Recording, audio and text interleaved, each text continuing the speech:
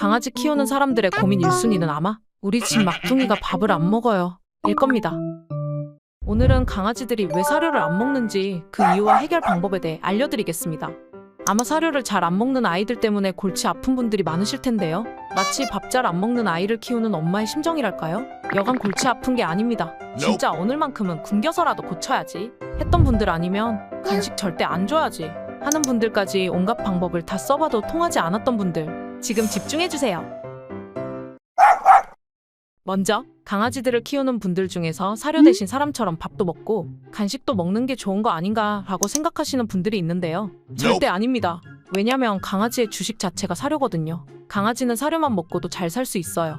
아니 오히려 더 건강하게 살 수 있습니다. 왜냐면 사료가 가장 균형 잡힌 식단이거든요. 간혹 사료 말고 직접 조리해서 주시는 분들도 계시는데 아무리 좋은 레시피를 연구한다고 하더라도 사료만큼 완벽하게 필요한 영양소의 균형을 맞춘다는 게 전문가가 아닌 이상 어려운 일입니다. 또 강아지가 나이가 들어 만성질환이나 퇴행성 질환에 걸린다면 그때는 처방식만 먹어야 하는 경우도 있는데 사료를 먹지 않는 아이들은 이때 상당히 어려움을 겪게 됩니다. 물론 우리 막둥이들 아프면 안 되지만요. 그래도 혹시나의 상황을 대비해서라도 처음부터 사료를 잘 먹는 습관을 들이는 게 좋습니다. 그럼 이제 우리 막둥이들이 사료를 왜 안 먹으려고 하는지 이유부터 알고 대처를 해야겠죠. 보통 아이들이 사료를 안 먹는 이유는 크게 3가지 이유가 있습니다. 첫 번째, 먼저 아픈 데는 없는지 살펴봐 주세요. 저희 집 막둥이도 얼마 전에 아픈 적이 있는데요. 원래 잘 먹던 사료를 갑자기 안 먹더라고요. 처음에는 안 그래도 살 빼야 돼서 잘 됐네 싶으면서도 웬일로 안 먹지? 라고 생각했는데요. 이틀 내내 제대로 밥을 못 먹길래 너무 놀라서 병원에 데려갔더니 목 디스크가 왔다고 하더라고요. 아파서 밥을 안 먹는 거였어요. 막둥이한테 너무 미안하더라고요.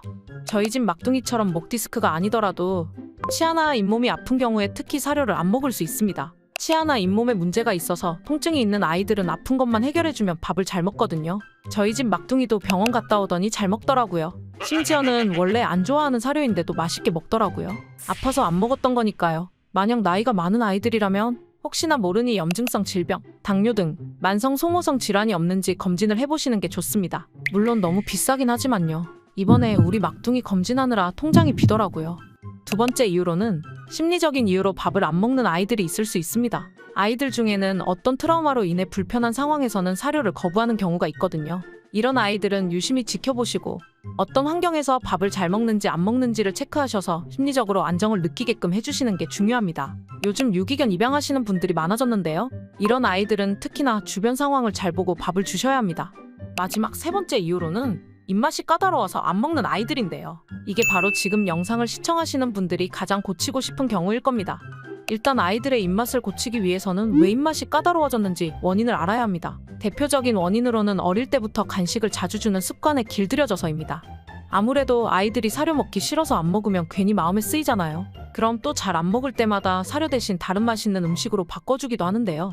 아니면 어떻게든 사료를 먹이기 위해 사료 위에 토핑을 올려줘서 심지어는 사람들이 먹을 때마다 음식을 달라고 졸라서 하나 둘씩 주기 시작해서 아이들이 더 이상 사료가 맛없어진 거죠. 지금 돌이켜보면 아이들한테 그렇게 준 게 너무 후회되긴 하지만 어쩔 수 없죠. 이제부터라도 우리 막둥이들 다시 잘 키워보자고요. 그럼 아이들이 사료 잘 먹게 하는 방법을 알아보러 가볼까요? 한 번 더 강조하자면 사료를 먹지 않는 이유가 몸에 문제가 있거나 심리적으로 불안한 건 아닌지는 꼭 병원 가서 체크를 받으셔야 합니다. 지금부터 말씀드리는 방법은 특별한 다른 이유 없이 오직 입맛이 까다로워서 사료를 먹지 않는 아이들을 위한 솔루션 4가지입니다. 첫째, 모든 간식은 끊습니다. 간식은 사료와 물 외의 모든 음식을 말합니다. 이번엔 진짜로 절대 주시면 안 됩니다. 둘째, 사료를 급여할 시간을 정합니다. 하루에 2번, 어린 아이라면 3번 정도가 적당해요. 사람도 밥을 규칙적으로 안 먹으면 건강이 나빠지듯이 강아지도 마찬가지입니다. 만약 시간을 내가 정해서 주기 어렵다 하시는 분들은 요즘 자동 급식기도 있으니까 그걸 활용해서 꼭 시간 맞춰서 주셔야 합니다.